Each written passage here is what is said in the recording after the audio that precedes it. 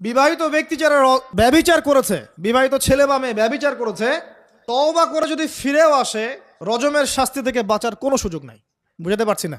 একজন মহিলার কথা বলি, তারা বুঝতে পারবেন। এটা একজন মহিলা সাহাবীর ক্ষেত্রেও হয়েছে, একজন পুরুষ সাহাবীর ক্ষেত্রেও হয়েছে। আচ্ছা, পুরুষ সাহাবীর কথা বাদ দিয়ে মহিলা সাহাবীর কথাটা বলি। মহিলা সাহাবী এসেছেন, এসে নবীজিকে বলছেন, ইয়া রাসূলুল্লাহ তাহিরনি, আমাকে পবিত্র করুন, আমি একটা অন্যায় করেছি, আমি বিশাল একটা অন্যায় করেছি। নবী সাল্লাল্লাহু আলাইহি ওয়াসাল্লাম বলছে, কি করেছো তুমি? তখন সে বলছে, আমি জিনা করেছি। নবী সাল্লাল্লাহু আলাইহি ওয়াসাল্লাম বলছেন, বাসায় যাও, বাসায় গিয়ে আল্লাহর কাছে তওবা করো, আল্লাহ পাক মাফ করে দিবেন। নবীজি এটাকে হাইড করতে চাচ্ছেন, কারণ কি, যখন আপনি কেস আদালতে নিয়ে যাবেন তখন তো উপায় নাই, আপনাকে তো বিচার করতেই হবে। তুমি বাসায় ফিরে যাও, তওবা করো, আল্লাহ মাফ করে দিবেন। সে মহিলা নাছোড়বান্দা, না, আমার বিচার করে দেন, আমার বিচার করে দেন, পরকালে আমি শাস্তি পেতে চাই না, দুনিয়াতে আমার বিচার করে দেন। নবী সাল্লাল্লাহু আলাইহি ওয়াসাল্লাম বলছে, তুমি কি গর্ভবতী হয়েছো? হ্যাঁ, জেনার কারণে আমি গর্ভবতী হয়ে গেছি। এরকম হচ্ছে না এখন? আর যে অ্যাবর্শন করছে না, ওই যে ক্লিনিকে গিয়ে, এটাও ট্রেন্ড হয়ে গেছে। হইল, সমস্যা কোথায়? কি এমন হয়েছে? আমার কি কেরিয়ার নষ্ট হয়ে গেছে? ফ্যামিনিস্ট নোংরা মেয়ে কোথাকার।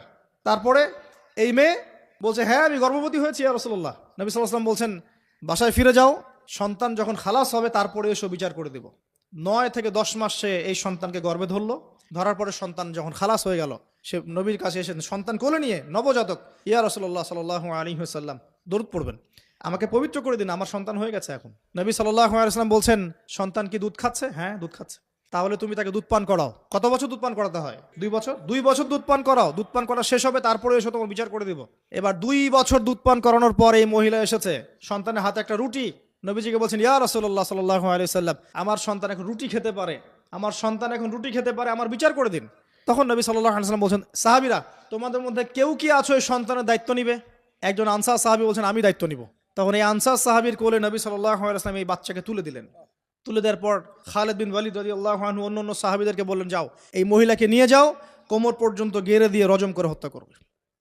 এবার এই মহিলাকে নিয়ে যাওয়া হচ্ছে। একটা কথা বানিয়ে বলছি না, আপনার আলেম ওলামা যারা আছেন জিজ্ঞাসা করবেন কওমি মাদ্রাসার। এই মহিলাকে নিয়ে যাওয়া হচ্ছে, মহিলাকে পাথর নিক্ষেপ করা হচ্ছে। পাথর নিক্ষেপ করার মধ্যে খালিদ বিন ওয়ালিদ রাদিয়াল্লাহু আনহুর পাথরও ছিল। খালিদ বিন ওয়ালিদ রাদিয়াল্লাহু আনহু নাম শুনেছেন না? বীর সাহাবী, তিনি পাথর নিক্ষেপ করেছেন একটা। এই পাথরের আঘাতে ওই মহিলার কোন একটা জায়গায় লেগেছে, গায়ের লেগে রক্ত বের হয়ে গেছে। রক্তের ছিটাটা তার গায়ের এই যে কাপড় এসে পড়েছে। কাপড় এসে পড়ার সাথে সাথে খালিদ বিন ওয়ালিদ রাদিয়াল্লাহু আনহু বলছেন, ছি ছি ছি ছি ছি, আমার গায়ের মধ্যে এরকম নোংরা ব্যভিচারী মহিলার একটা রক্ত পড়লো কিভাবে? এরকম একটা তাচ্ছিল্যের কথা বলেছেন। তখন নবী সাল্লাল্লাহু আলাইহি ওয়াসাল্লাম বলছেন, হে খালিদ, তুমি থামো, হে খালিদ তুমি চুপ করো। তুমি জানো এই মহিলা এই 2 বছরে 3 বছরে এত তওবা করেছে আল্লাহর কাছে, এই সমস্ত তওবা যদি মদিনাবাসীর মধ্যে বন্টন করে দেওয়া হয় তবুও কম হয়ে যাবে। আর আমি এখন দেখছি এই মহিলা জান্নাতে সাঁতার কাটছে। আমি বুঝাতে পারছি না আপনাকে, প্রিয় বোন, প্রিয় ভাই, যারা বিবাহিত হয়ে ব্যভিচার করছেন, জিনা করছেন, তিনি তওবা করেছিলেন, তওবা করেছেন, আল্লাহ পাক মাফও করে দিয়েছেন, জান্নাতে চলে গেছেন, কিন্তু পৃথিবীতে তার শাস্তি কায়েম করা হয়েছে।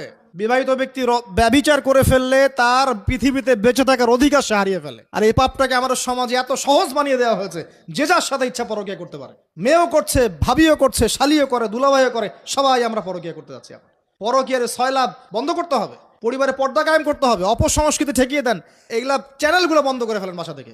ইসলামিক সমাজ কায়েম না করতে পারলে আমাদের মা বোনরা সব নষ্ট হয়ে যাবে দিন দিন। আর পরিবারের ইজ্জত যখন চলে যায়, কোনো কিছুর বিনিময়টাকে ফিরে পাওয়া যাবে না। কেন পরকীয়া করতে গিয়েছেন? আল্লাহ, আপনার যদি এতই চাহিদা থাকে আরেকটা বিয়ে করেন না কেন? বিয়ে করতে সাহস কুলায় না নাকি? বিয়ে করলে যে স্ত্রীকে নিয়ে সূর্যের আলোতে ঘুরতে হয়, ওই জন্য ইঁদুরের মতো রাতের বেলা অন্ধকারে আপনি থাকতে চান, সিংহের মতো সকালবেলা সূর্যের আলোকে স্নান করতে পারেন না। কথা বুঝতে পারেন নাই? বিয়ে করলে স্ত্রীকে নিয়ে পুরুষের মতো, সুপুরুষের মতো সূর্যের আলোকে আপনি হাঁটবেন রাস্তায়, কাউকে ভয় করবেন?